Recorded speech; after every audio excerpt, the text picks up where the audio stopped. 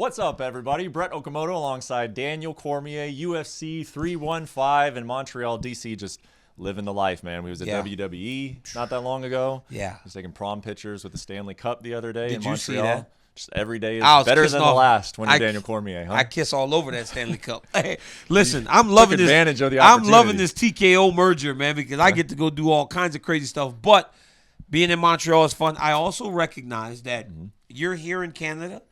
I'm here in Canada, so you've led a pretty clean life. That's true. I'm surrounded by good people because you don't just get into Canada. I don't know. Some of the members of our crew hadn't lived a clean life, and they're still here somehow. So maybe they've led up some of those limitations. I don't know. But we got fights to talk about. Yes. Belal Muhammad, Jack Della Maddalena. A little bit of a layoff there for Belal Muhammad. He's coming in. I think he feels like he's saying that I'm not here to prove anybody wrong now. I'm just here to prove myself right. I don't really believe that. I still think he fights with a chip on your shoulder. It's almost impossible not to when you feel like you're not getting the respect that you deserve. You get that feeling from Belal and that it's given him a little bit more of an edge? I think he's better in that way. I think he's better because he carries that chip on his shoulder. When you're always trying to prove people wrong, you will always make sure you never leave a stone unturned because you know that if you prove them right, you lose. And you're exactly what they expected from you. So I think it makes him better. That's why he looks so good against Leon Edwards. That's why he beat Sean Brady in the way that he did. And we know how good Sean Brady is. Yeah. It's like, yes, he does carry a chip, and he should be proud to carry that chip. And if I'm Belal, I'm going complete bad guy. Oh, you want to boo me? You want to treat me like trash? I agree. Treat me like trash. But I'm just going to keep beating all the fighters that you think are better than me. And he kind of did that in Manchester when he was like looking around at the crowd. He's like, yeah, but I mean, I beat your guy. Like, I'm not going to apologize for it. He is kind of taking on that role. Good. This fight is interesting for multiple reasons. One of them being, however, though, is what is going to happen at welterweight. And in the event that Belal loses, now Hunter Campbell showed up in a picture in Dagestan. Yeah. You're good buddies with Islam Makhachev. Yes. You've been working the phones. Tell us I've what's going on here. I've got a whole theory on this. Okay. I think Hunter's trying to make a fight for International Fight Week. I believe so. And talk to Islam and Magomed Ankalaev. That's why Pereira put that up there yesterday. That would make sense. That's why Pereira put that up there yesterday in case they were trying to make him fight on International Fight Week. So, yes. But I do believe that this fight, if Belal doesn't get it done, opens the door for Makhachev to possibly go up to 170. Being that they said they didn't want to fight each other. But Belal told him, I ain't losing the belt, so you might as well just make your next fight. Yeah.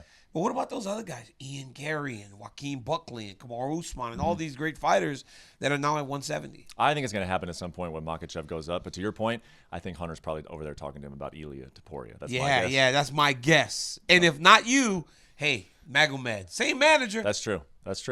And same region. Dagestan. Yeah, same region. Let's talk about Valentina Shevchenko taking on Manon Fiorot. You were in those fighter meetings on Tuesday, and those are confidential, so you can't really share a whole lot. But I think you can share some like observations or takeaways. Yes, I can. Those two, Manon, obviously first opportunity. Valentina been doing this forever at a high level in the title fight. What kind of vibe, what kind of observations did you get from those two? You see, exactly that. One, grizzled champion, veteran.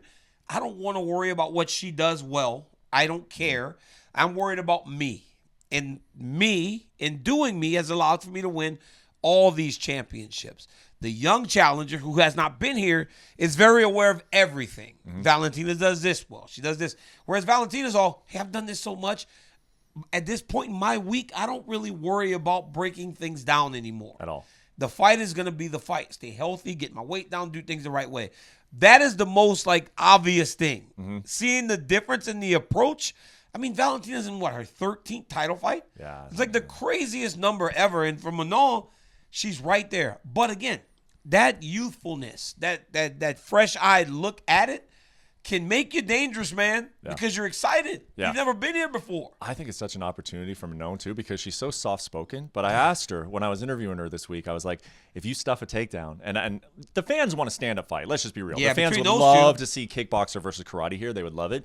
So I was like, if you stuff a takedown, will you start, kind of getting animated and be like, give the fans what they want, Yeah, and fight. she said that she would. And can you imagine if she did that to Valentina, was just calling out the great Valentina Shevchenko, like, stop shooting on me, let's go. That could get exciting real fast. It could be very exciting, but you got to defend takedowns, because if you don't defend takedowns, Valentina's going to just put you back there over and over again. Of course. As we saw in her fight in the Sphere against Alexa Grasso. But this Manon Fiorot is good, man. Yeah, she's good. She's really, really good at everything. And she also carries that chip that for so long, Brett, everybody talked about Erin Blanchfield as the next challenger. She's going to be a world champ. She's one of the best under 25. And the whole time she's going, wait a minute, I'm all these things too. Yeah. But I'm French. So you're paying attention to the American, right? Got a chance to fight her, beat her, now is on the verge of a championship opportunity and feels like she can challenge Shevchenko. Yeah, I feel like those, Valentina's fights maybe kind of tend to fly under the radar, even though she hasn't been as dominant as she was in the past. Yeah. Because she was so dominant, they're just got this feeling of like, oh, Valentina's going to do the thing. Inevitable. That fight, I think, could end up really surprising people. I think that one could kind of steal the show. I think this is one of the best fights she's had. I think this is one of her greatest challengers. Yeah. I asked her today, I said, if I start listing your opponents, where do you tell me to stop? If I go, Amanda, Holly, this. Tell me to stop once I get to where Manon feels she deserves. There was like 3 or 4 people. Yeah. In terms of toughness. Yeah. Right? Maybe Juliana, Amanda, and Alexa. And it's like, stop. It's Manon Fiorot now, which is crazy. Yeah, I totally agree. Last one we got to talk about, Jose Aldo. Comes off the loss against Mario Batista, and I spoke to him, and he was frustrated. I don't know what he told you in the fighter meeting, but I thought he was maybe going to share some frustration about, like, that some of us have had frustration. I don't know how they're really matchmaking this guy. They're kind of matchmaking him like he's John Doe. He's not John Doe. He's Jose Aldo, man. Yeah. And, like, they're giving him these fights that I kind of scratch my head at. But he was like, I don't care who I'm fighting. Like, I said that I would want a bigger name at times, but I got to beat who they put in front of me. And he was really mad at himself with how he fought Bautista. And he said, I'm going to come out and I don't care what he's doing. I'm not going to think. I'm just going to be the old Jose Aldo. Is that, you feel like that's talk, that's like frustration fighter talk, or you think there's something real to that? Well, the fighter doesn't realize that the road has been long and there's more miles traveled than left ahead of him until someone shows him that. Jose Aldo is going to do this until someone shows him that he doesn't belong anymore. And right now he's competing well enough to where he feels like he still belongs.